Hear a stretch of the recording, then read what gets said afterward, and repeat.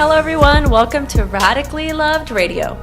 I wanted to create a place where people can go to get inspired, get motivated, or find some clarity and get tools to create a radically loved life. I will do my best to provide information on a variety of subjects, including yoga, holistic health, life coaching, spirituality, meditation, and overall mindful living.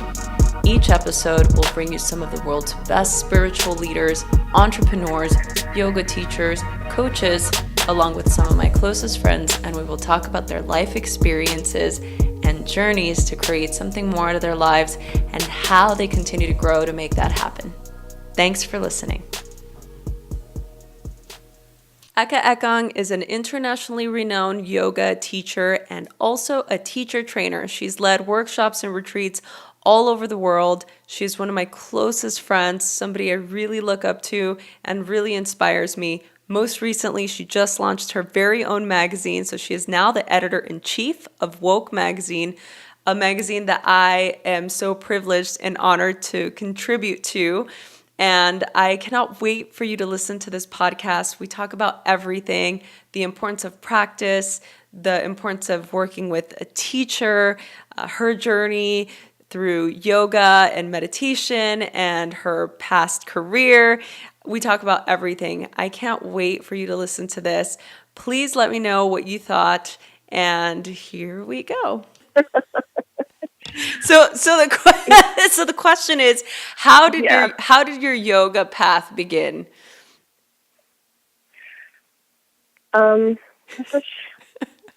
It's broad, but it's not.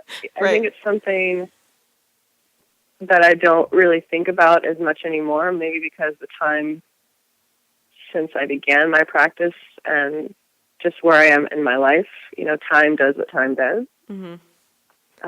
But I do feel that there was a certain part of me that was always circling back to this idea of why. Just why am I here? Why do we move like this in the world?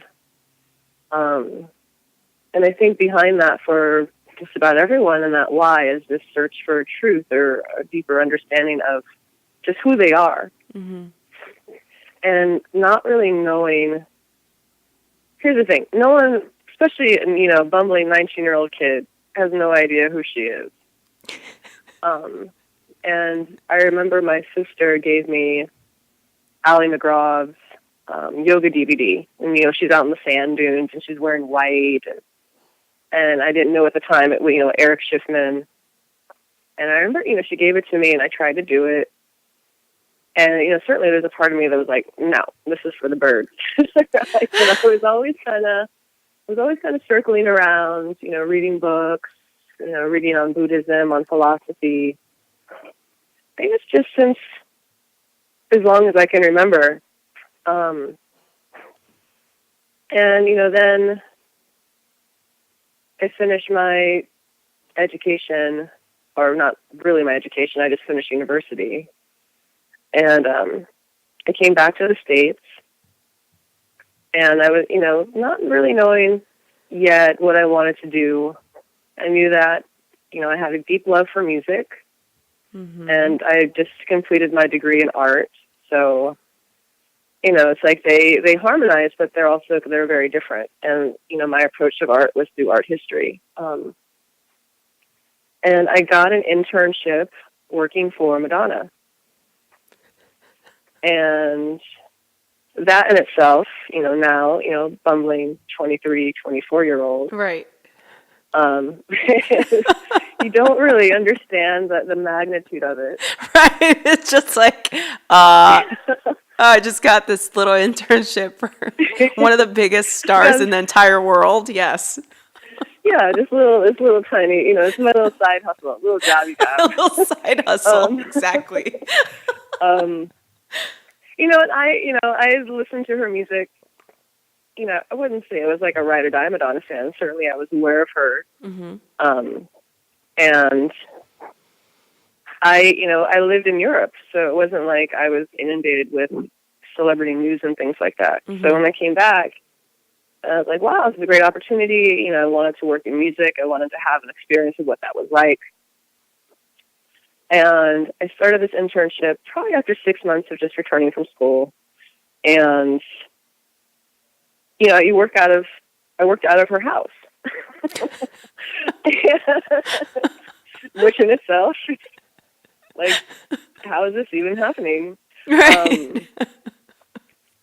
And she was working on a movie called The Next Best Thing. And she had just started her yoga practice. And she was very hardcore Ashtangi. So she would have her yoga practices in the house. And, it's like, you're tiptoeing around and doing your thing, doing your work. And I remember being in conversation with her, and she said, have you ever tried yoga? And I said, no. I came up as an athlete. I ran track. I played basketball. Like, no. And she's like, you should, think about trying it. And, after seeing, now what I know is primary series, secondary series of Sangha, I'm like, yeah, sure, whatever. But something about the effect it had on her, like the way that I could see that it changed her energy. I was like, that's a good idea, and I'll try it. And I didn't mention to her that I had tried it yet. I just, started to do some research and found a class, which we now is Earth's Power Yoga, and I think it's still there. And I went to a class one day when I wasn't working. I was pretty sure I was wearing my pajamas. And it was an all-levels class. And I walked in, and the teacher, and Stephen was very sweet. And he's like, you've never practiced yoga before? I was like, no. He's like, with the sweet, no, this is a very, intense, this is a level 2-3 flow class. Just do what you can do, and I'll check in with you. And I was like, thanks. So we started, and I just remember down dog being the hardest thing ever in my life. Like, this thing is, and people are going up into headstands and handstands, and I'm just there shaking and trembling. And I remember how I felt afterwards. Like, it's almost like, you're bumping around in the dark, and then someone gives you a flashlight. And I was like, oh, there's something I haven't, there's something there, but I haven't yet been able to put my eyes on it. So on my days off, I started going to yoga class. And it began to change me and my life in such a way that the things that I was concerned with began to shift. And certainly, I'm a bumbling 23-year-old girl, and, working in the industry which I was in, and certainly for the person I was working for, you see a lot of things. You meet a lot of people who you probably would not meet walking down to Whole Foods. So the things that I won't even say taught by my parents that were important, but, certainly you see as you come up that, having certain things are important, looking a certain way is important. And I was very much ingratiated in that world. So it's almost like these parts of myself were fighting. Yeah. It was this part of me that wanted to, like you're kind of living the adjunct celebrity life. Right. Like, it wasn't a cause to my talent. It was a cause to this, incredible person that I was able to travel the world and interact with people. But then also my practice began to reveal to me that maybe that's not for me. And it got to the point for myself where I just got so burned out from work and trying to be too many things for too many people. But eventually, it wasn't even that I had to make a choice. The universe made the choice for me that this wasn't the best job for me to be in. So after a couple of years, that dissolved. And I remember just being back at home in my little LA apartment. But the one thing that stayed was my yoga practice. So after being on the road and, just being in that work, I started practicing every day.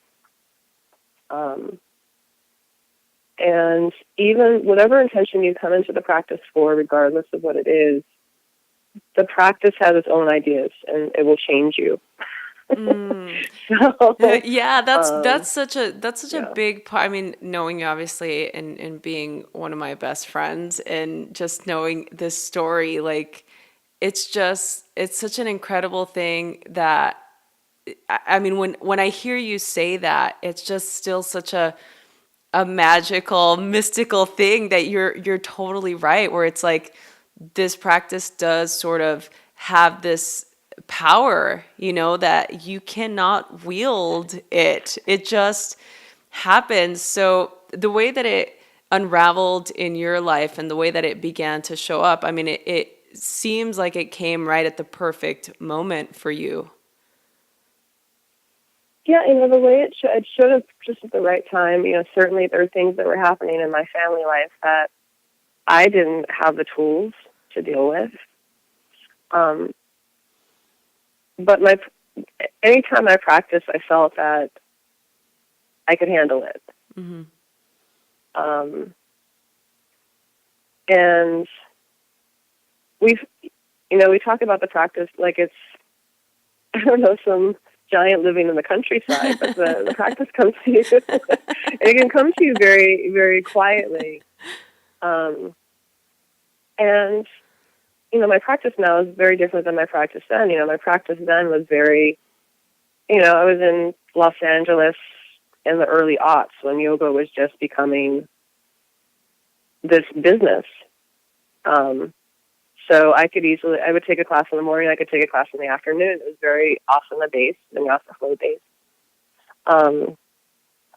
And certainly that's helpful in helping to peel away those physical layers so that you, at the end, we know you have that experience of stillness, Mm-hmm. right? So it's that we can begin to have more experiences of stillness and connection and less of these moments of, inner and outer separation. Mm-hmm. But, I didn't get into yoga for that. I got into it because I wanted to have this experience as this person that I am working with and admire. I can see that it's beginning to have an impact in their life. Mm-hmm. I wonder what it will do for me. Yeah. How and when did you decide to become a yoga teacher? Well, knowing me the way that you know me, you know that answer. But For the people that don't know this. I didn't. I would say I was like the reluctant yoga teacher. This is my favorite story, by the way. That's I'm like, I love Everyone this. is like, I know. you don't want to be a yoga teacher? No, I mean, by that time I was working in another job that was taking up a large portion of my life, which I, certainly have noticed that becomes a pattern. A pattern in what in your life? Well, it became a pattern in my life, and that's something that my practice began to show for me, was that my tendency is to burn out in work and not have balance for myself. So I was working for Lululemon in Santa Monica, and YogaWorks, I think they just had a new owner.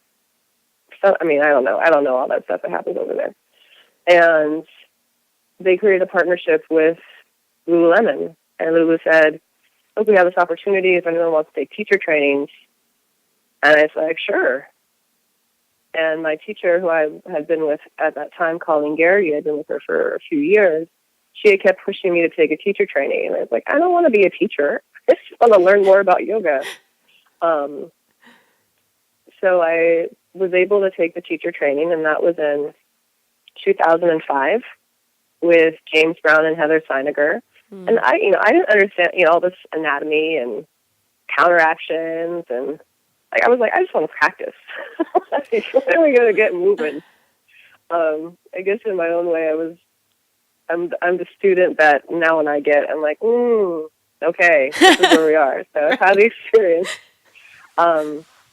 And I remember being in that room, and they were asking who wants to be a yoga teacher, and everyone's hand went up. And I looked around, I was like, I don't want to raise my hand because I just wanted to deepen my practice. So Um, you know that during that 200 hour, one of the assistants was an amazing teacher whose name is Jean Heilman. And even though I wasn't getting down with some of the stuff that I was learning just then, there was something about Jean's lectures and the way that she taught that lit me up. And I said, hey, Jean, if you ever do the next training, you'll let me know. Even though in my mind I was like, I'm not going to do that training. I was like, you do it, let me know. And I think she was like, I'm not going to do that training. And then I got a call from her 6 months later that she was leading the training. So I was like, well, you can put up or shut up, Eka. So I signed up for the training. And very much similar to my first experience, the more that I practiced, I began to see what fit and what didn't fit. And at that time, my job felt like an itchy suit. So I'd taken a leave of absence. They're like, take a leave of absence and decide, we really want to keep you. And then I came back from the leave of absence and tried for 2 weeks, and I just eventually put in my notice. So I did the 300 with Jean in 2000, completed in 2007, and then continued to study with her for a couple of years. But I did not set out to become a teacher. People did begin to ask me if I was available to teach classes, and it was almost like I kind of was pushed into it. Like there was a boot to my back keeping me forward. Which, sometimes we don't know. We don't know, we know. But it was what I was supposed to be doing. Yeah. And then eventually, just in time, more teaching jobs began to reveal themselves to me. And starting out as a teacher, you're not in teaching to get rich. There are some teachers who can and do. Yeah. But you starting out teaching, you're subbing every chance you get. So it wasn't uncommon for me to be teaching anywhere from 15 to 20 classes a week. Just driving all around town, and getting doing my practice and then driving all around town. So I say that I reluctantly became a teacher, but it was my own personal reluctance. The divine knows more than I do. So. Yeah, that's, I love to hear that story. I obviously personally know that story, and I love to hear it because, for the people that haven't experienced you and your class, it literally is something. I remember the first time I took your class at Center for Yoga, I walked in and it was just like, who is this person? Like, who is this person? And then there's like this really cool, like moody music play. It wasn't like your typical yogi, like music. Like she had some really awesome ambient music playing, and like it was just very sort of like, I can't even describe, like all our props were out, and she just walks in with this like presence and this energy where you just feel like, whoa, like I'm about to learn the secrets of the world right now. Like she's about to like tell it to us, and I just remember, I know it literally was an experience. And I do have to say, like, the feeling or the energy that you brought into the room was what inspired me to actually want to create that for people. Because I remember leaving feeling like, wow, like that was an experience. Like that is what a yoga class is supposed to be. Like that's what it's supposed to feel like. Somebody who's in there methodically and teaching intentionally with purpose, with tender love and care. Like you feel that. You don't have to say anything. And in fact, I don't know that you said very much. You know what I mean? Like as far as like leading us through this really intense, beautifully crafted class. And of course you had said, I can't remember, maybe you talked about a sutra of some sort, but I just remember the feeling, and I was like, wow, like I want to. And at that point, I was practicing also with Jean, and I was trying to figure out what I wanted to do.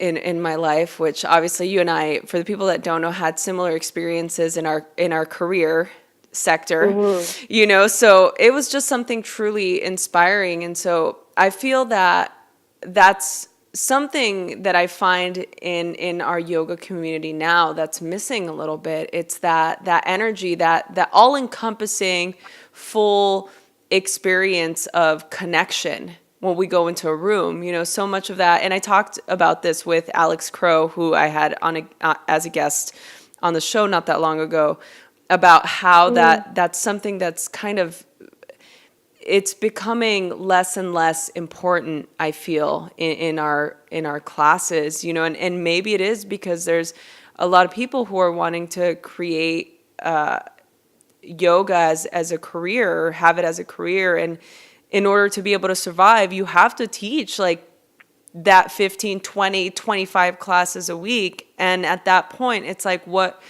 is the quality that we're left with? Like, what happens not only as us as teachers, but as practitioners? Like, what are we really bringing to the table? You know what I mean? Mm-hmm. What do you Mm-hmm. think? It's 6 to 1, half a dozen of the other. There is, and you and I have spoken at length about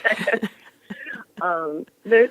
There is the intention is always there. I think every yoga teacher intends or hopes to teach a good class. Now, what we define as yoga has certainly changed. Mm-hmm. What we define as good has definitely changed. Mm-hmm. And if you're a yoga teacher teaching 15, 20 classes a week, your energy also changes. Because we're not just spouting off instructions. There is part of us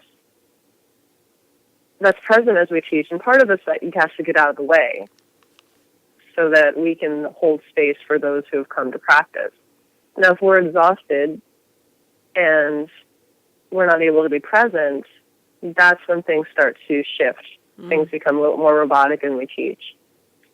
And also, people, as yoga teachers, you start to get burned out. And, I remember a student mentioning this to me, not even a student, another teacher, when I first started teaching. And she was studying Kundalini. And she said to me, Yogi Bhajan said not to have another job when you're teaching yoga. So that teaching yoga is not your primary way of financially supporting yourself. And I kind of laughed at her. I was like, ha, ha, ha, ha, ha. Silly girl. Silly Yogi Bhajan. But, so, again, capricious 25-year-old. But it's very true. Because when your financial livelihood is tied up in a spiritual practice, it begins to shift what we're teaching. And that's very much, I think, what's beginning to happen now, is that it's not just about sharing the tradition and the practice of yoga, but how do I make my class popular? How do I get butts on the mat? And we've shifted, the pendulum has swung so far in that direction that it's almost like sharing what the possibilities of yoga has become secondary. Mm-hmm. And James Brown, not that James Brown did my yoga teacher training with, but another James Brown, he wrote this article last week or the week before about how the bar for teaching has been lowered so far. That our students don't know.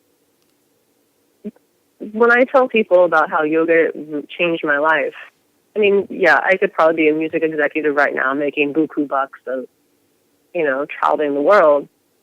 But I would probably be miserable and depressed and not knowing what's outside my front door, or even more so what's inside of my heart. And the bar has been lowered so far in some cases that people don't know that yoga has the possibility to change you. It's not even to change you into a better you. It's so that you become you. That you become the you that you were meant to be, not the you and all the layers that we put on. So it's the circle, the chicken before the egg or the egg before the chicken. Yeah. Yeah, I read that article and I thought it was brilliant. Yeah. It was so well written. And I will I'll link it up to the podcast show notes so that people that are interested can read about it. I think it's something that's really important, especially in the culture that we're in now. With the way that the popularization of yoga and just how it's sort of shifting or has shifted or has been shifted for a while. It's one of those things like we just, I don't know that we can even see the ramifications of us lowering the bar quite yet. You know what I mean? My feeling is we'll start seeing way more injuries, way more unqualified teachers out there teaching, students getting hurt, the teachings being so watered down that, it begins to kind of lose that potency, you know? How Yeah. how do you, so in being a teacher and teaching for as long as you have, how do you keep the purity and the integrity of the practice in the way that you teach? One, practice. As a teacher, you have to have a practice. And if you don't have a practice, it's going to come through your teaching. Because how can you support people on their path if you are not supporting yourself? So, practice is the first thing. What asana and meditation, they are not mutually exclusive. Right? They go hand in hand, especially if you are leading others. Yeah. And then beyond that, two things come to mind. So first, having a teacher, and I'm very blessed in that I've had and have amazing teachers. And right now, Rod Stryker is my teacher, Mm-hmm. and I don't see him every day. I don't see him every week, but he's in my heart, and the teachings that he shared with me are always in my heart, and I know that the practice is there to support me, just as he is. Mm-hmm. The other part of that, how do you bring through the integrity into teaching, is I think it's important. I think this is something that's been lost, not just in yoga, but just in the world in general. And we can talk about the world in a whole other podcast. But the need for having a spiritual anchor. And that can look complete, and I'm not speaking about religion, but there's something to be said for dipping a toe in, having something that supports you in how you move through the world. Mm. And yoga certainly provides, yoga does provide that. It's not taught. But, the yamas and niyamas, in Tantra, we have, 10 yamas and 10 niyamas. But there needs to be some sort of moral compass, for lack of a better word, that guides your decisions. Now, I have not been teaching that long, contrary to popular belief. So I've, coming on 12 years of teaching, which compared to others and more senior teachers who've been in this, almost as long as I've been alive. But what I have seen just in myself is that the more time I spend in practice, the more time I spend in meditation, the more time I spend cultivating a spiritual anchor, something that I believe in, that is my guiding force. That is how I come forward in my teaching. And I would say times earlier on in my teaching career where it was all about how many people are in class. And, there's always that kind of little gnawing voice in the back of your head, like, oh, how many people are showing up in class? Mm-hmm. And, the company I work for might not be so happy to hear me say this, but I stopped teaching to numbers. It was very important to me when I was younger in my teaching career and just in this world. Now I want people to be able to bring yoga into their lives. So I teach the practice so that one day when a student doesn't come to the studio, that light is in their heart and they can practice on their own. So I think the integrity in how you teach comes through in your integrity as a person. Mm. And I'm not saying that people who teach the numbers don't have integrity. I'm just saying that the focus is a little different. And I teach the same way if I have 5 students in class versus if I have 40 students in class. It's not about me. It's about the practice, and it's really about them. Mm-hmm. So I think that, circle back to having that anchor, that's what helps to create integrity in people's lives. Think of, the 4 agreements, being of integrity with your word. Mm-hmm.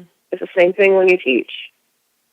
It's like, if I'm not doing it, how can I ask you to do this? Yeah, but I think that's one of those, that's a big, big problem. I see it all the time, like people who are out there teaching or guiding meditation that are not practicing, and it's like, who's to say, I also don't want this to be a thing where it's like people are like, well, how certified do you have to be? Like, I think that in order to teach yoga, you should definitely be yoga teacher certified. Like you should be a, Yoga Alliance certified teacher, and that's my opinion, for those people that are out there wanting to teach, but also like practicing and being a yogi is so much a part of what you're bringing out into the world. And I think it goes back to what you said at the beginning, is finding your why you're doing what you're doing, and where you want to go. Like, what is your intention? Are you wanting to just be in front of a class and you want to be admired or looked up at by, a room of 30 people, and it's all for you, is different than you walking into a room and providing a space for your students, because at that point it's what you're saying. And I think that that's what sets you apart from a lot of teachers. It's that you come in to create an experience or to hold space for your students. It's not like, okay, here I am, I'm going to go stand in front of the room and like guide these students and get a lot of people in my class to make it popular so I could be a yoga celebrity. Like, I think that that's sort of the slippery slope. Yeah, no, I hear what you're saying. I think that it's like the old adage, if you want to get better at something, you work with someone who's better than you. Yeah, it's true. It's true. If I need help with fixing my sink, I'm not going to go get an electrician. I'm going to go get a plumber. And I think what you're saying is twofold. One, the certification question. And I had a teacher tell me the other day, she's like, when people ask me, when do I get my certificate, I want to run. She's like, maybe this training is not for you, because it's not about the certificate. And I was like, how many yoga trainings does a yoga teacher make? It's like, the Tootsie Roll owl. How many bites do you get to the center of a Tootsie Roll? Yeah. Puff? It doesn't matter. One teacher training does not make a yoga teacher. Mm. And I'd even go one step further and say, what we need now are not people who to teach yoga. We need people to practice yoga. We need more practitioners. Yoga is not something, and this is what the Gita tells us, and the sutras too, is not something that is confined to your yoga mat. When, Krishna says to Arjuna, it's better to do your own dharma badly than to do someone else's really well. Mm. And people believe that yoga is just on your mat. I get on my mat, I'm a yogi. I leave my mat, and no longer a yogi. Or I get up and teach because I got the certifications, and when I stop teaching, there's, I don't know, some lovely halo certification or celebrity that's supposed to follow you. And we've all met teachers and students, and we've probably each been teachers and students in our own way and our own time that are not very nice people. And it could have to do with how our life is going. It has to do with how we're showing up in our practice, how we're showing up for others. So there's something that's being lost in the conversation of certification. Why do you want the certification so badly? Is it because if you want to teach, you need to learn first? Mm. You hear what I'm saying? You know what I mean? Mm-hmm. So I'm not in a rush to push out yoga teachers. And I lead teacher trainings. You lead teacher trainings too. Yeah. And the way that I share the practice when I lead trainings is, this is where you become your own teacher. You need to get clear on your stuff. You need to get clear on your dharma. All right, so that you can hear your inner teacher. If you can't hear your inner teacher, if you don't have a practice, you will only teach the little itty bitty bit, and me too, the itty bitty bit that you know. Mm. So it's more important that people are practicing than trying to become a yoga celebrity, we'll say. Mm. Yeah. How do you think that we can bring our yoga off the mat? Like, how does this practice show up in our daily lives, in your opinion? I mean, first thing that comes to mind, and part of my French is, don't be a dick. I think the first thing, people have to realize that, the mat is a mirror. It's a metaphor for how we are in the world.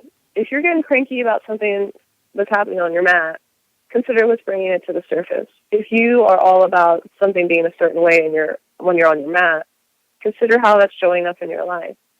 And the thing is, people aren't taught the tools that, wow, I can take this out into the world. This idea of yoga meaning union, and it's not just union of, body, mind, and spirit, and that's a whole other conversation, right? Mm-hmm. But it's how we connect with each other. Right? My yoga is not serving the world, it was only helping me. Mm. Right, so how do we then take it out into the world? So first, I'll take it back Gita style and back to Rod. Know your dharma. What is your purpose? Right? Going into, the 4 aims, the 4 Purusharthas. What is your purpose?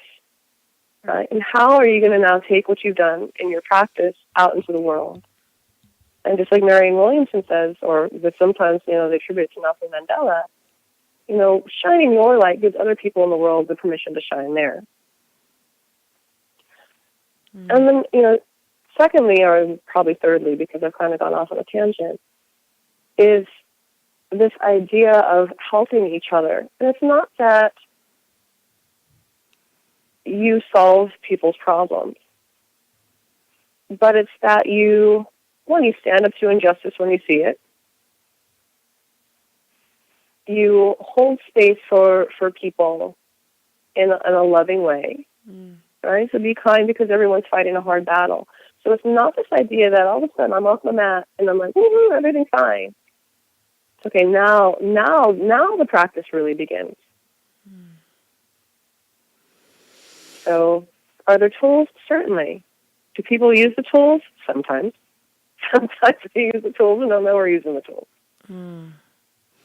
But wow. We're in this Polaroid generation right now, and I'm, aging myself because Polaroid was, the thing when I was a kid, which is coming back, which I'm so excited about. But this idea that all of a sudden, you hit the button and I'm a yogi. I'm a yoga teacher. There's no work I have to do. And, this life, and just like the sutras say, this world exists to set you free. This world exists, right, so that you can have this experience of remembering your Purusha, of knowing your true self.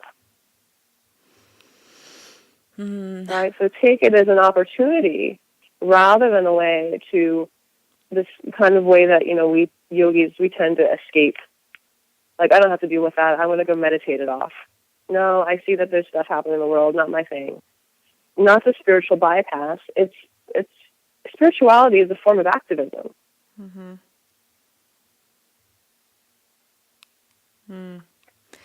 Now, in saying that, I'm curious to what your thoughts are in being able to bring this practice to the masses. And the masses, by the masses, I mean, my background. I grew up in East LA in, environment that spiritual pursuits of this nature were not, were of privilege.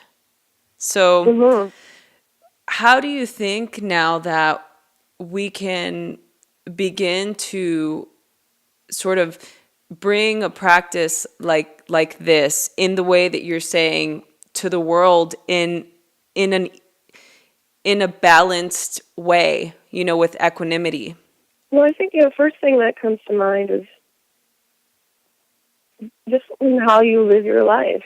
Your life is your message. And I think that sometimes, yoga teachers are one way in the studio and another way when they leave the studio. Mm-hmm. That's a whole other conversation. Mm-hmm. That'll be part two. About lifestyle choices. And I think it's time, and this is why, some of the projects that I've started to create and focus on, it's time to bring yoga out of the bubble. Mm-hmm. This idea that yoga is for the very affluent, and you have to look a certain way and live in a certain neighborhood and have a certain job and even a certain diet. Mm-hmm. We need to bring yoga out of, like they say we live in a bubble in California, like we have to bring yoga out of the bubble that it's just for those certain types of people. And we forget, yoga was created by brown people. It was created by brown people. So I think we need to start presenting practices in other communities outside of the bubble. Do you think that one of the main reasons why people in certain communities, for example, like me with the Latin community or working with like at-risk youth, anytime yoga is brought up or I've gone to teach, it's always like, oh, like they love it. And it's such an incredible thing. And I wish that we would be able to fund more of these types of programs for communities that aren't as affluent. You know what I mean? So, Mm-hmm. In my experience, and you and I have spoken about this, is it because of the way that it's portrayed in the media that this practice is for the privileged? Like I wrote this article for Mantra Magazine 2 years ago, I believe, called "Meditation is for Rich People," and it's just it was that story with my dad.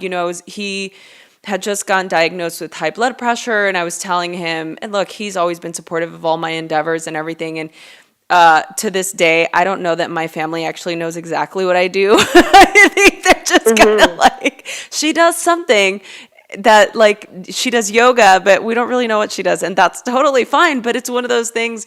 Do you think that it's because of the way that these practices are portrayed in the media or in public that kind of averts or sort of, I don't want to say marginalizes a certain area of people, but it doesn't feel inclusive. You know what I mean? Well, I think you hit the nail on the head. I mean, certainly the way the media portrays it has an effect. And the way you and I were brought into yoga. I mean, I was brought into it by, the be-all, end-all of affluent women in the world. Mm-hmm. But I also want to just add a little earmark that within our communities, we are diverse communities within our diversity. Yeah. And we have people who are affluent, we have people who are not, just very much like in these other communities, So, Mm-hmm. But the way that the media portrays it is something that it's like, why would I do this thing? It's just glorified stretching. Um, so, and if you think in other communities, like in the Latin community and the African American community, where a lot of people go for their spiritual connection is church. Yeah. And then that brings up the whole idea, is yoga religion? Is it not? We know that it's not. That's a whole other conversation. But now it's like, well, now what is our entry point? How do we start to let people know that, hey, these things are out there. These tools are available for you. And I think we're so media driven as a society that, it's why, people like Russell Simmons have, tantras now in LA. It's how do we, one, our life is our message, but we also have to show other communities, like, this is happening. This is a positive step in your life. And no one's really done that yet. Mm-hmm.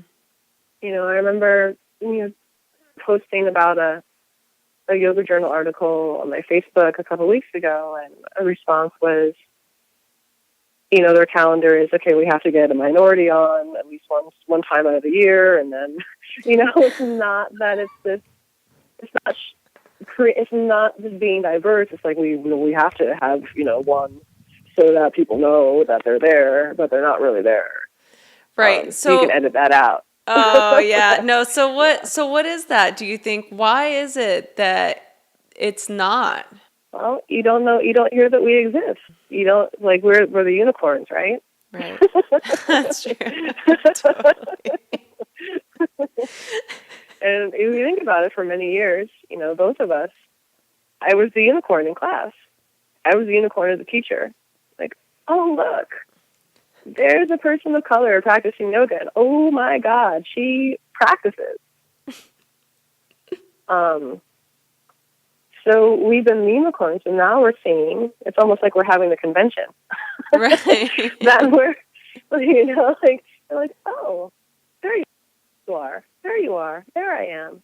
And, certainly they're finding that, it's more women of color who are stepping into practice first. But that's true for anything. Women start first, and then the men kind of figure it out. They kind of figure it out shortly thereafter.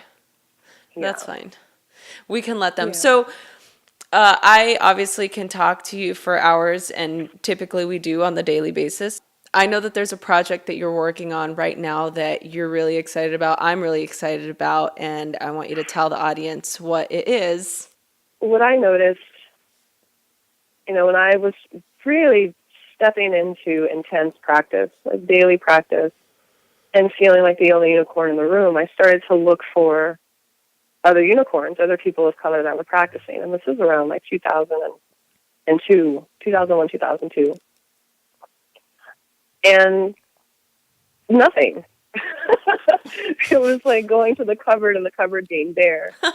And the first person of color I found that was a practitioner, and this is also just because I was working in art history at the time, was Adrienne Piper. And if you don't know who Adrienne Piper is, you should Google her, because she's someone that everyone should know about. And she was an Iyengar practitioner. But it was almost like I had to do some sleuthing to find her. Like I had to become Sherlock Holmes, like the new version of Sherlock Holmes, to find out that there was someone else of color practicing. And what started to come up for me in the last 6 to 12 months was, when I stopped teaching, because we have our students, we also have people who seek us out because they want to know that they're not unicorns in the room.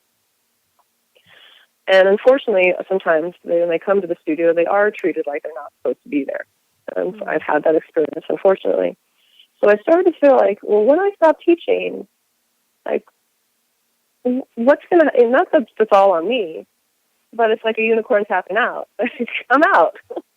And I wanted there to be a resource where a more diverse community could learn about yoga and wellness and meditation, but also give and I use the word enlightened just more in perspective, not that all of us, like we're poof, we're Buddhas or something. But I wanted there to be a perspective of what's happening in current events, also through this lens of spirituality. And just over time, it evolved into becoming a magazine. And as many great things do, this came to me through meditation. Through meditation. And, then you kind of go to the who and the ha of who am I to do these things? Who am I to, Right. Like, it should be just a blog. It should just be something on my website. And then I said, no, the world needs to know that what's possible. Yeah. And people also need to know that there's a way that they can be supported in their lives internally.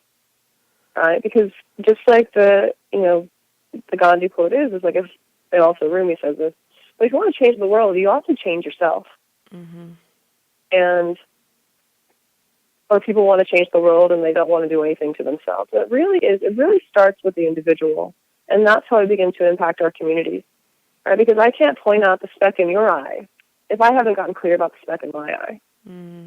So the magazine is called Woke, WOKE. And it's a yoga and wellness magazine. It's for a diverse community. So our perspective is not just the one that you see in the media. It's from the African American perspective, the Latin perspective, the Asian perspective, the human perspective, because we're kind of taught that to be human is this homogeny. You see the same thing in the media time and time again. It's like, no, we are diverse people. So Woke is coming out, and it's to share the practices, but also to give people tools so they can begin to practice in their own lives. Right? Not everyone has access to a yoga studio in their community. Not everyone, wants to go on the internet and be like, the same experience we first had in our first class, like, oh my God, what the heck is happening here? So to give people the tools for their own awakening. Right? So as we awaken as individuals, we awaken as a community. Right? And that's how we begin to change our world. I love that. And this is, I'm really excited about this project for you. And for us, for everyone. I think it's something that everyone will really be able to relate to and really get in tune with. So for more information, you can go to www.wearewoke.com. Is that correct? Yeah, that's it. And I'll link again, like all those links on the show notes that people can go and subscribe and just kind of read a little bit more about this incredible endeavor of yours. So to wrap up, I'm just gonna ask you just two more questions, and then we can Make it happen. Okay, so that. When I created Radically Loved, the ethos behind that has been we are radically loved by our surroundings. So be it, spirit, universe, energy, God, whatever it is, we are held by this incredible mechanism of energy in our world that loves us unconditionally. So that's what radically loved is, right? So it's this unlimited source of support. So how do you feel radically loved? It's almost like something you can't put into words. It's a feeling. And I found that the more that I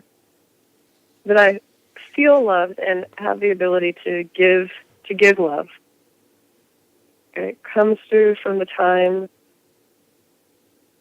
I'm not going to say it comes back to my practice, but it does. It's the time I've spent in practice has enabled me to be in relationship. The time I've spent in relationship has empowered me to be in the world. And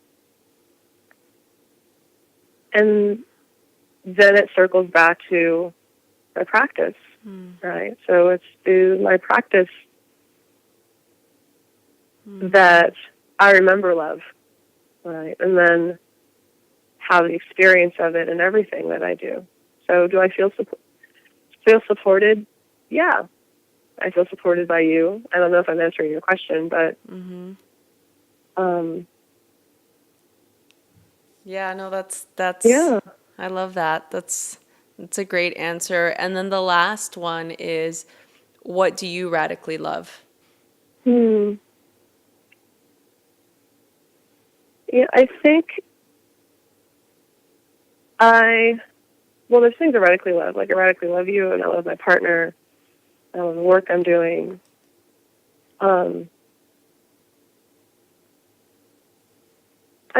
This might sound a little cheesy, I like cheesy. and I think it's something that's hard. It's maybe this is also why the practice is called the practice, not the perfect.